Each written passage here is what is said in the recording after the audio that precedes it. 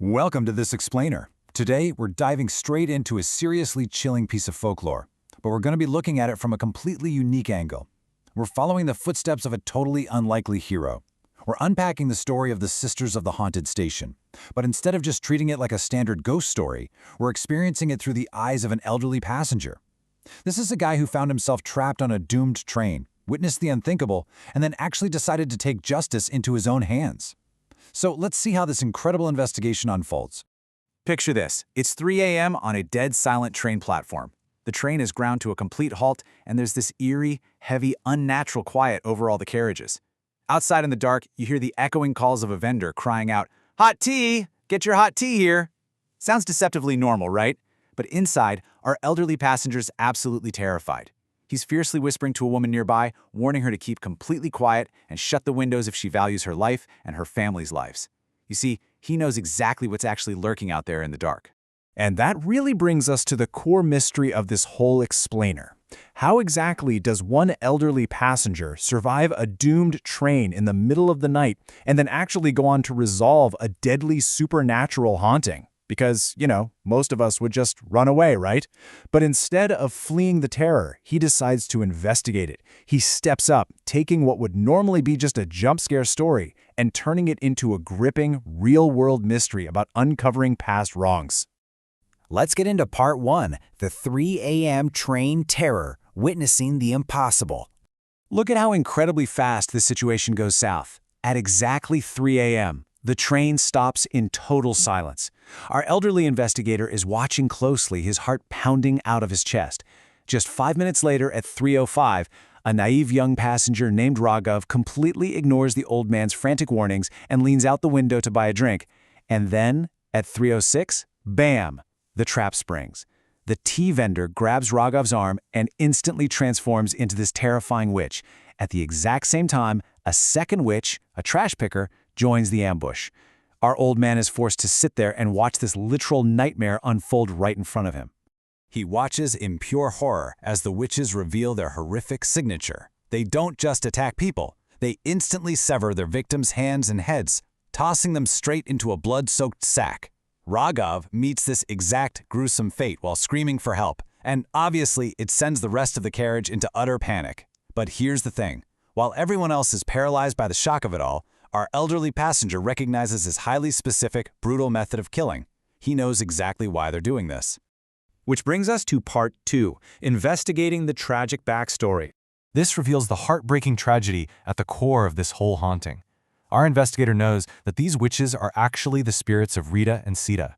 They were just innocent, orphan sisters from his own region of Sambalpur, simply traveling to the city to try and survive after losing their parents.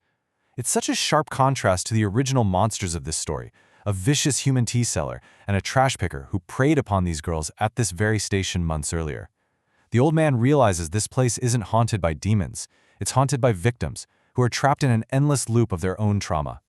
So our investigator starts piecing together the original unsolved crime. The sisters had gotten off the train simply because they were desperately hungry and thirsty. The trash picker tricked Rita with the promise of water, lured her into a room, and brutally severed her hands and head with a dagger. When Sita saw the bloody weapon, the tea seller ambushed her and murdered her the exact same way. And the worst part? The government and police completely failed to solve these murders. Because they were utterly denied justice, the sisters' spirits morphed into vengeful witches, doomed to repeat the exact same trauma on innocent passengers. This massive injustice is what the old man decides he absolutely has to fix. Let's look at part 3, uncovering the uncle's betrayal. Driven by righteous anger, he leaves his village and starts a real-deal investigation. First stop, the city, to track down any surviving family members. He actually manages to find their Aunt Urmila, who tells him that her husband, the girl's uncle, recently passed away. But here is the major clue. Aunt Urmila hands the old man a mysterious address she found hidden deep in her late husband's coat pocket. Our guy follows this lead, and it brings him face to face with a highly renowned tantric Baba. All the puzzle pieces are finally falling into place. And through this tantric, the old man uncovers a truly devastating truth. The mastermind wasn't some random serial killer lurking at a station. It was Uncle Nethullah. The sisters weren't just victims of a random crime of opportunity. This was a calculated, cold-blooded assassination.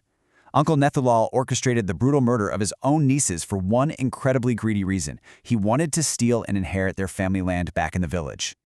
But, in a twist of dark, poetic fate, the uncle didn't actually escape justice. The overwhelming, crushing guilt, combined with the sheer terror of hearing rumors that his nieces had returned as bloodthirsty witches at the railway station, literally scared him to death. He suffered a massive, fatal heart attack. His own greed and betrayal ultimately destroyed him. Moving into Part 4, the final salvation, confronting the past.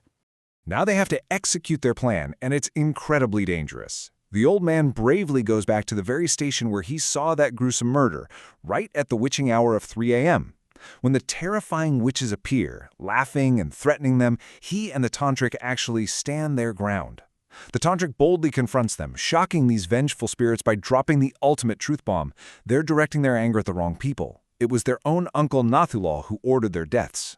This is where the ritual gets super intense. The Tantric uses his powers to drag the cowardly spirit of Uncle Nathulal right onto the platform.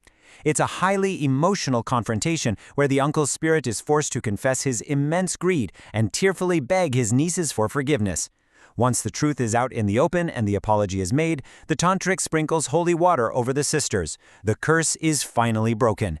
You can literally feel their anger subside as they turn to ashes and finally find peace. Just before they pass on, the sisters share this incredibly powerful, heartbreaking realization. They say, "It is true that often our own betray us. We want salvation."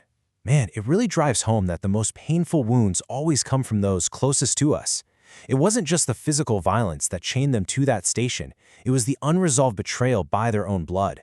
Once our elderly investigator brought that betrayal into the light, they could finally let it all go. So as we wrap up this explainer, I gotta leave you with one final thought to chew on. Who was the real monster in this story? Was it the terrifying witches physically haunting the station, mindlessly lashing out from their trauma? Or was it the greedy, calculating uncle who put them in that horrible position in the first place? It literally took the bravery and sharp detective work of one elderly passenger to look past the supernatural scares, dig up the human greed at the bottom of it all, and finally bring peace to a forgotten tragedy. Thanks for hanging out with me for this explainer. I hope it really shifts how you look at the human roots behind folklore and horror.